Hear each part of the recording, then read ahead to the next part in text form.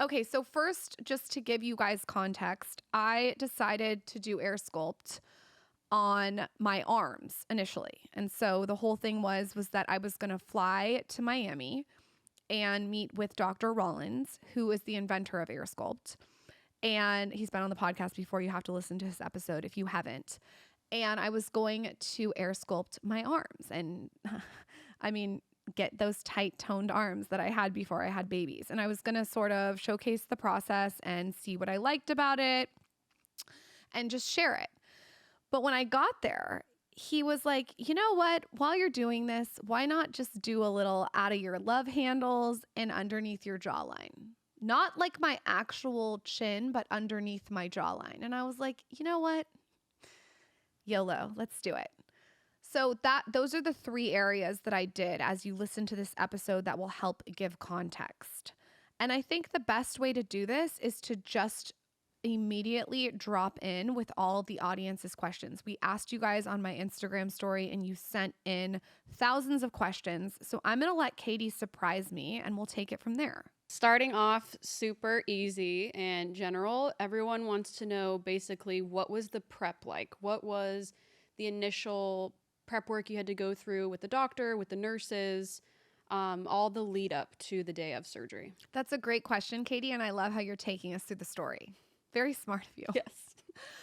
The prep is I think like 2 days before the AirSculpt procedure, they call you and they have you fill prescriptions. And I think one of the prescriptions was for pain. And then I do think there's like an antibiotic that's very short that they put you on to make sure nothing gets infected. And so I went to my pharmacy, I got it filled.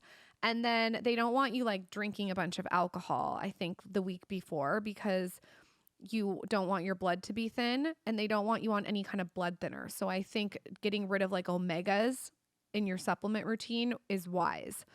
And then I just got on a plane. I think it was Friday morning with Michael. We got on a plane from Austin and we flew to Miami and I had a breakfast. They want you to eat like a good breakfast. So it's not like surgery where you can't eat anything. Because you didn't go under. Because I didn't go under. You don't go under. And that's what's so cool about it. It's a procedure in the office. And so I had, I think I had 2 poached eggs, some egg whites, a piece of toast, and some green tea. I didn't do any coffee because I didn't want to like be crazy on the table. All right. And what was the process of, again, deciding what area to do? I know you wanted to do your arms, but when he had mentioned doing the love handles and under your chin, was that like, did he draw on you? Did he like poke around and prod on you to decide and make suggestions for other parts of your body? How did that go? So it's a very respectful process. What happens is they give you like a disposable bra and underwear, I think. And then you sort of like, you're not naked. You're obviously covering your vagina and your boobs. And you go through with the doctor what's bothering you. And for me, what was bothering me is that I had just had my second baby like 7 months ago. And my arms had this like hormonal puff. And I wanted sort of like, this is weird, but like a divot in my arm. And I asked him if he could do that. And he said yes. And then I also wanted to know, because I loved collecting data, about what else I could do if I was doing it. And he said, well, you could do your love handles. It's not like a huge thing. And you also could do underneath the jawline. And he said a lot of people, when they get a procedure on their body, like to also do the jawline because it's so quick. I think the jawline took like 20 minutes. And because they're already doing it anyways, and you're already going through all the things that you need to go through to get there. So it's like, if you can pinch an inch, he said, you can do it. So I'll give you like a little bit of context around this. Michael asked him if he should get AirSculpt on his jawline. And of course the doctor said no. He's snatched. But then Weston, my best friend, came in and harassed the doctor while we were podcasting, and the doctor said Weston could get it. So everyone's different. It's not like everyone is eligible to get their jawline and chin done. Yeah, and that was a lot of questions too. People are asking like, is everyone a candidate, or are there people that aren't candidates? And I think it's obviously subjective to what the doctor thinks. Totally. And you should know if you go in and you want to get one area and you're already there and you want to get the jawline on top of that, like great, do you. And if you don't, he doesn't like put pressure on you.